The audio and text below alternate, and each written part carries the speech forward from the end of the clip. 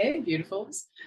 So the first video that I will go through, that I'll let it mostly play, is just about how copper porphyry deposits are found. There's a lot of scientific words and whatnot in this next video, so I might just let you feel into it. I love the fact that it's talking about the way that the magma deep in the Earth's crust kind of is able to rise up, and that's what kind of starts this chain of events of the lava is transforming the Earth, and that's where the copper starts to come through. So I'll just let this play, and I hope you enjoy.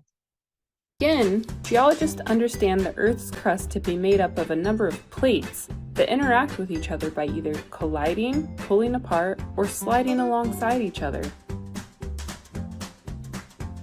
In places where these plates are colliding, a process called subduction takes place, whereby one plate is drawn down underneath the other.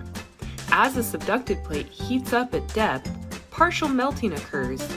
In other words, residual water in the slab helps light elements melt and become buoyant, rising into the crust, forming mountains called volcanic arcs.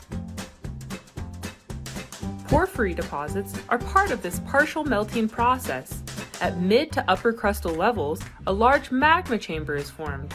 Porphyritic intrusions and fluids are exhaled from this magma chamber and pass upward through fractures in the rock to form a core of porphyry intrusions and potassic alteration defined by the ubiquitous presence of potassium feldspar and biotite. Outboard of this potassic core is a halo of propylitic alteration, defined by a green coloring of the rocks from the assemblage of minerals epidote, chlorite, calcite, and albite.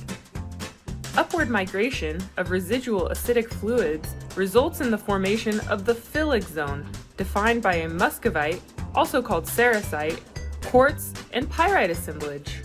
Finally, as acidic steam travels to the surface, clay alteration of the rocks takes place, forming the argillic alteration typically associated with the so-called lithocap environment. Mineralization occurs primarily within the potassic core and overlying phyllic zone.